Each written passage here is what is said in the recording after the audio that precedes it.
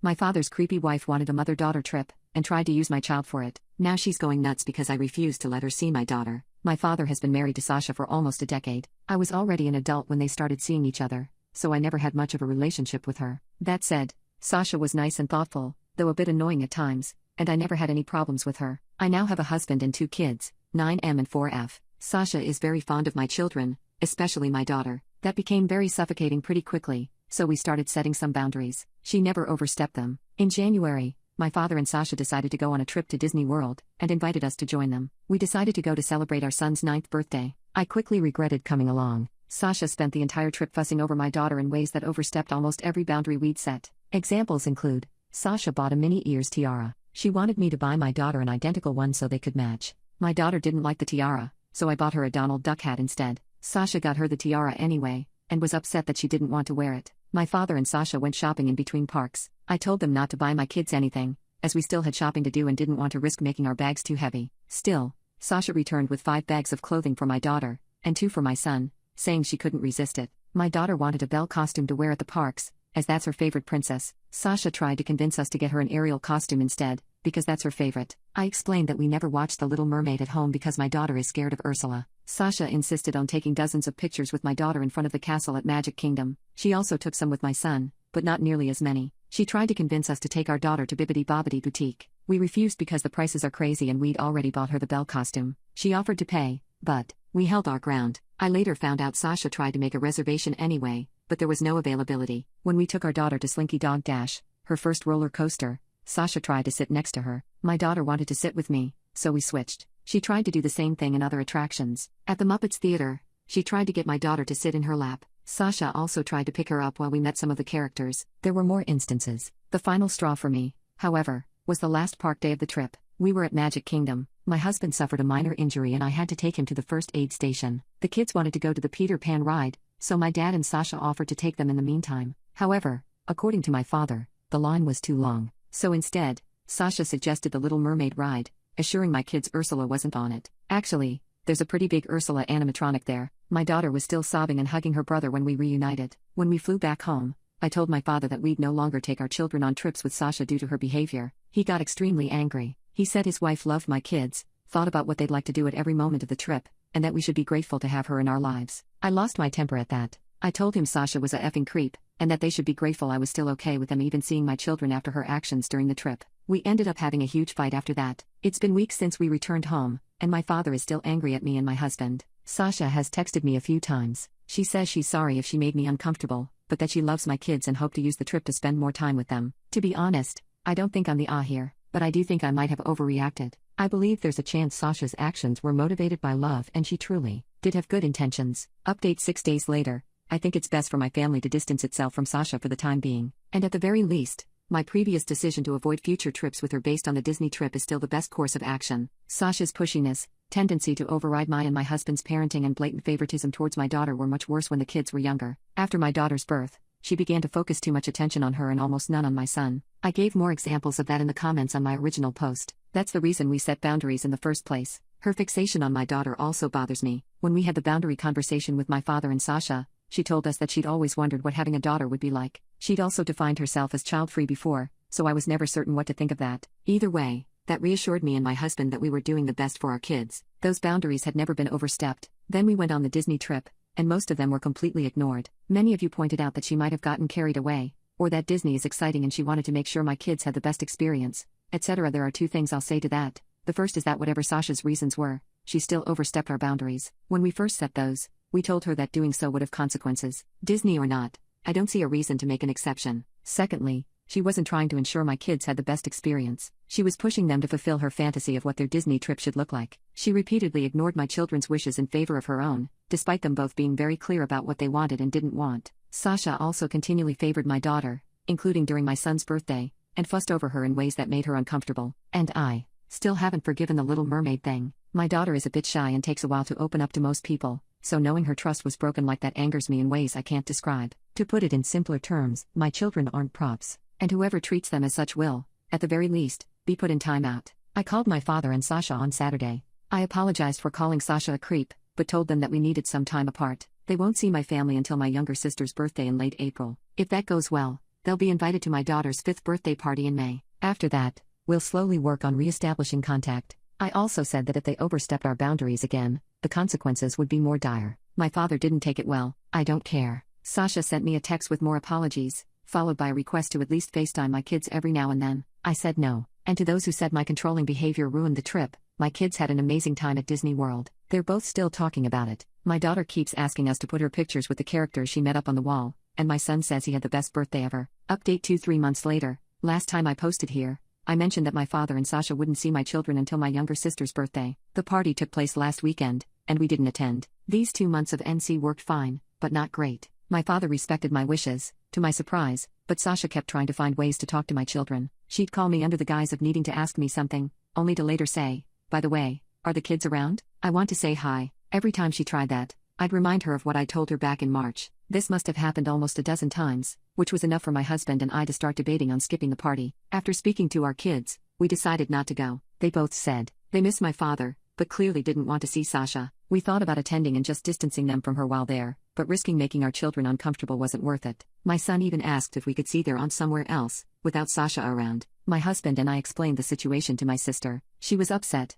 but mostly because she hadn't seen the kids in a while. We all went to dinner at her favorite restaurant the day after her party. I also called my father and told him we wouldn't go to the birthday party. He reacted better than I expected, but we still had a short fight about it. He claimed that I had promised we'd let Sasha see the kids after 2 months, called me unfair and said he was entitled to have a relationship with his grandchildren. I immediately denied that. Though I tried to sugarcoat it at first, I eventually gave him the truth. My kids don't want to see his wife, and I won't force them to. My father and I had a long talk. I told him how much Sasha's actions at the Disney trip upset my children, as well as how uncomfortable me and my husband felt. I admitted I don't trust his wife at all, and I don't think I ever truly will. He said that while he still thought I was overreacting, he understood I wanted to protect my kids. My dad also told me about how these 2 months of NC were for them. Apparently, Sasha started talking about my kids, mostly my daughter, a lot more than usual. She'd mention things and places she thought they would like. My father was aware of one of the times she called me, but thought it was a one-time thing. She wanted to give my daughter a gift at my sister's birthday party. He said he didn't know why. At one point, she told him she wanted to plan another family vacation with the kids, even though I told them they're not traveling with Sasha anymore. Learning all of that just made me more certain that I can't trust this woman around my children. For now, I intend to remain LC with my father and NC with Sasha. My daughter told me she wanted her grandpa at her birthday party a few weeks from now, so I told him that he was invited, but Sasha wasn't. He agreed. To be honest, I don't trust my father after all of this. I'm allowing him to come because that party will take place at my home, which is easier for me to control. If he tries to bring Sasha, they'll both be kicked out, and it will take a long time for me to consider letting him near my kids again. My father hasn't told me how his wife is reacting to this. My sister told me that during her party, Sasha asked her to tell me she wanted to talk. I'm not reaching out to her, nor do I plan to respond if she attempts to contact me. Both me and my husband have blocked her. My children are doing great. They still talk about how much fun they had at Disney. My daughter's been saving money, putting coins in her piggy bank, for us to go back. On a completely different note, I'm pregnant again. This was completely unplanned. I always said I wanted 2 kids at most, and the third would have to be a huge accident, but my husband and I are ecstatic. I'm still in the first trimester, so not a lot of people know. We're brainstorming ways to tell our kids. Overall, I'm happy with my life right now, and as much as I wish this Sasha situation had never happened, I feel like a better parent after dealing with it. I have never been more confident in my abilities to protect my children than I am now. Update 3, 7 months later. First of all, my father didn't bring Sasha to my daughter's birthday party back in May. I didn't really think he would. I'd made it very clear I wouldn't tolerate that, but I'd be lying if I said your comments didn't make me a little paranoid. Secondly, I've just entered my 3rd trimester, and the baby will be here in November. The kids are ecstatic. I'm having another girl, but my husband and I are not sharing the intimacy until she's born. This has nothing to do with our families, it's just something we've also done with our first 2. Everyone, including Sasha, knows I'm pregnant. We announced it a couple months ago. I had no problem with my father telling her, though he did ask if he could. I didn't hear much about her reaction, but according to my father, she was happy for me. My children still don't want to see Sasha, and I'm still not forcing them to. I've unblocked her and put her on mute instead, but she hasn't made any attempts to contact me. We've continued meeting my father without his wife, and I think it's been working out. My relationship with him isn't fantastic, but it's much better than it was earlier this year. Last week,